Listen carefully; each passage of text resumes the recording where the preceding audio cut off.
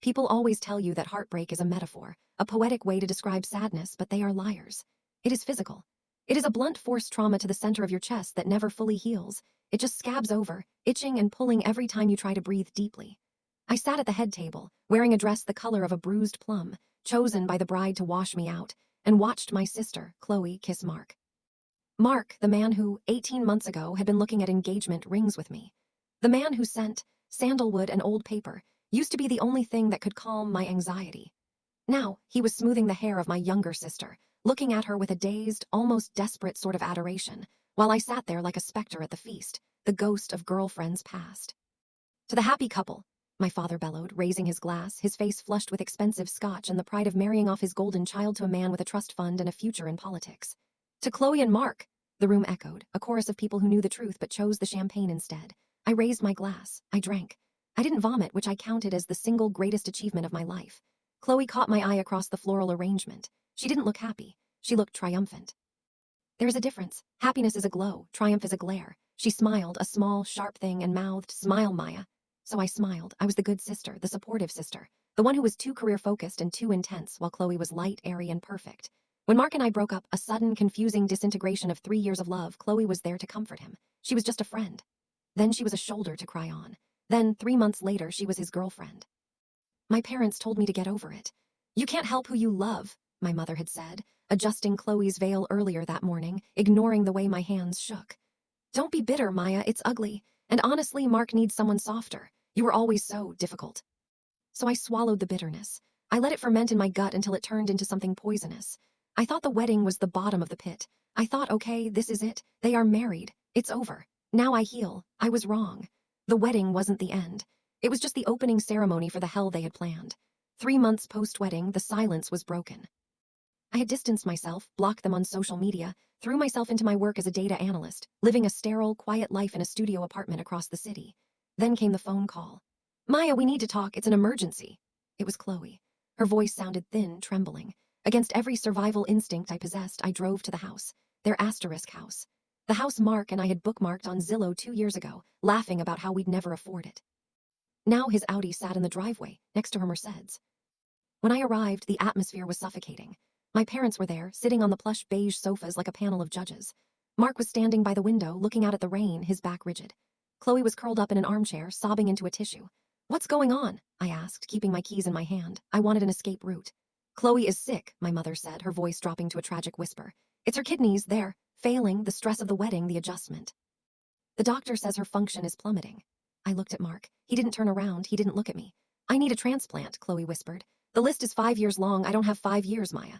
The room went silent. I felt the air pressure drop. I knew what was coming. I had always been the spare parts for the golden child. When she needed money, I worked overtime. When she needed a car, I took the bus. Now she needed an organ. "We need you to get tested," my father said. It wasn't a question. "You're a blood match. We know that from when you were kids." I stepped back. "I need to think about this. This is major surgery." "Think about it." My mother stood up, her face twisting. "She is your sister. She is dying, and you want to think asterisk about it." Chloe reached out a hand toward Mark. "Mark, tell her." Mark turned slowly. He looked older, heavier. There was a darkness in his eyes I hadn't seen before, a cold calculation. "Maya," he said, his voice flat. "Don't be selfish. For once in your life, just do the right thing." That stung more than the breakup. Selfish. I was the one who paid off his credit card debt when we were together. I was the one who edited his resume. "Fine," I said, my voice barely a whisper. "I'll get tested." The testing process took weeks. I was expected to be at their house constantly, to bond, my mother said, but really it was to serve. I became their live-in maid. Chloe was too weak to do anything. I cooked their meals, I cleaned their house. I watched them exist in a domestic bubble that should have been mine, but the dynamic was wrong. It wasn't a loving home struck by tragedy, it was a cage. Mark wasn't the grieving, worried husband. He was irritable, snapish. He treated me with a bizarre mix of contempt and familiarity. One afternoon, while Chloe was napping, I was scrubbing dishes in the kitchen. Mark came in, leaning against the counter, watching me. "You missed a spot," he said, pointing to a wine glass. "Do it yourself then," I snapped, too tired to be polite. He laughed, a low, humorless sound. "Still feisty. That's why we didn't work, Maya. You never knew when to just shut up and be pleasant." He stepped closer, invading my personal space. "Chloe knows how to be pleasant, but she's useless right now. It's nice having you around to pick up the slack. It feels right, like you finally know your place." I froze. The cruelty was breathtaking. "My place? Beneath us," he sneered, grabbing a bottle of water. "Serving the family, it's what you're good at." I wanted to stab him with the steak knife I was washing. But I didn't, because something wasn't adding up. If Chloe was so sick, why was Mark so relaxed? Why was he so confident? And why did the house smell like wine? I started noticing things. The sick role Chloe played seemed to fluctuate. When my parents were around, she was at death's door, trembling, unable to lift a spoon. When they left, she was scrolling TikTok, barking orders at me, her color returning instantly. And the wine bottles in the recycling bin were piling up. I thought you couldn't drink with kidney failure, I asked one evening, holding up an empty bottle of Merlot. Chloe snatched it from me. Mark drank that, don't judge him, he stressed. I looked at Mark. He was watching TV, a beer in his hand. He hated red wine. He used to say it tasted like dirt. I walked into the bathroom later that night to find ibuprofen, but instead, I found a bottle in the back of the cabinet. The label was peeled off. Inside were small blue pills. I took one, wrapped it in a tissue, and put it in my pocket. Later, in the guest room they forced me to sleep in, I Googled the pill imprint, furosemide, a potent diuretic. My heart began to hammer against my ribs. Diuretics make you urinate. They dehydrate you. If you take enough of them, they can throw off your electrolyte balance. They can make your creatinine levels spike. They can mimic the early stages of kidney distress. She wasn't sick. She was poisoning herself just enough to fake the numbers. I needed proof. I installed a keylogger on the family computer in the study, a leftover trick from my college days in it. I also bought a small, voice-activated recorder and hid it behind the books on the shelf in the living room, the spot where Chloe liked to take her calls. But the real revelation didn't come from the recorder. It came from Mark. 2 nights before the scheduled announcement dinner, a storm knocked out the power. Chloe was asleep, passed out from wine upstairs. I was in the kitchen, lighting candles. Mark came in. The flickering candlelight cast long shadows across his face. He looked at me, and the sneer was gone, replaced by something slimier. "You know," he said, stepping close enough that I could smell the whiskey on his breath. "You look better than her." I stiffened. "Excuse me." "Chloe," he murmured, reaching out to touch a lock of my hair. I flinched, but he didn't pull back. "She's a mess, whiny, needy. Even before the sickness, she was boring. You were never boring, Maya." "Get away from me," I hissed. "Why?" He pinned me against the counter, his hips pressing into mine. "You're doing this for me, aren't you? Giving the kidney. You still love me, I can tell." "I'm doing it to save my sister." He laughed. "You're doing it because you're pathetic." "But that's okay. Once she gets the transplant, once the trust fund payout hits, and it's a big one, Maya, waiting for a medical emergency clause to trigger, we'll have so much money. Maybe I can keep you around. A little apartment in the city. You could be my consultant." I realized then that he wasn't duped. He knew. He knew about the payout clause. He knew she was exaggerating. He was in on it. He didn't care about Chloe's health. He cared about the payout, and he got off on the power trip of having both sisters under his thumb. He leaned in to kiss me. I turned my head, and his lips brushed my ear. "Don't pretend you don't want it," he whispered. "You're the one who stayed single. You're the one waiting in the wings." I pushed him off hard. He stumbled back, chuckling. "Think about it, Maya. You can share the wealth. Just be a good girl." I ran to my room and locked the door. I didn't sleep. I listened to the recorder I had retrieved earlier. The audio confirmed everything. Chloe on the phone with a friend. "No, they're buying it hook, line, and sinker. The doctor is an idiot. As soon as she gives me the kidney, I have the leverage. Mark's dad doubles the trust fund payout for medical hardship. Mark, he's annoying, but he's greedy.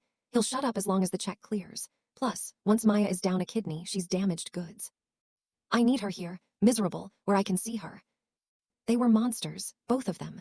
My parents were enabling it, blindly worshipping the altar of Chloe, while Mark and Chloe plotted to carve me up for cash and sport.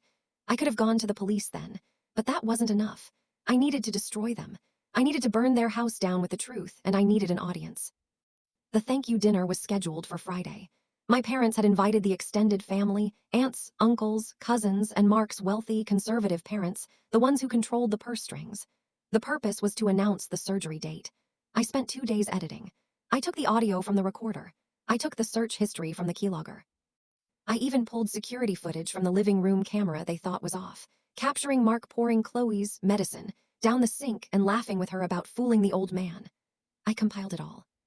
I arrived at the dinner wearing red.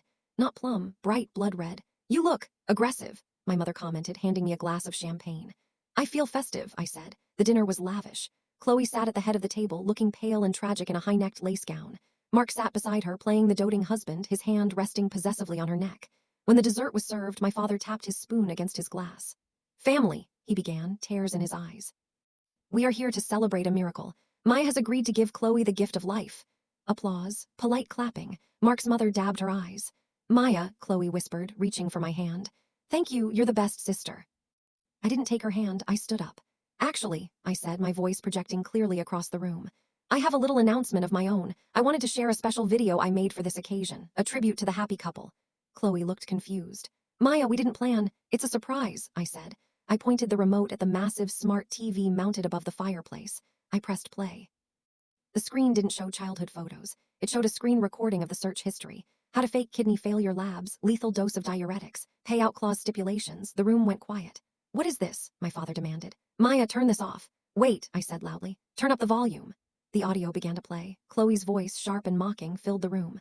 Mark's dad said he'd double the trust fund payout. Once Maya is down a kidney, Mark is greedy, he'll shut up. Mark's face went gray. He stood up, knocking his chair over. Turn it off, it's fake. She manipulated the audio. But then the video cut to the footage from the living room. It showed Mark and Chloe on the couch. Mark was counting pills. Just take 3, babe, video Mark said. Enough to spike the creatinine, not enough to kill you before the check clears. And hey, maybe if Maya dies on the table, we get her life insurance too. The room erupted. It was absolute chaos. Mark's mother let out a strangled scream. My mother looked like she was having a stroke. Mark's father, the formidable lawyer, stood up, his face a mask of fury. You, Mark's father pointed a shaking finger at his son. You are trying to defraud the family trust. You are poisoning your wife. No, Mark shouted, looking around wildly. It was Chloe. She made me. She's crazy. He's lying, Chloe shrieked, her weakness vanishing as she leaped up. It was his idea. He wanted the money to pay off his gambling debts. They turned on each other instantly. It was vicious. They were screaming, accusing, revealing secrets that no one was supposed to know. Mark admitted Chloe slept with his brother. Chloe screamed that Mark was trying to sleep with me. Maya, Mark lunged toward me, his eyes manic.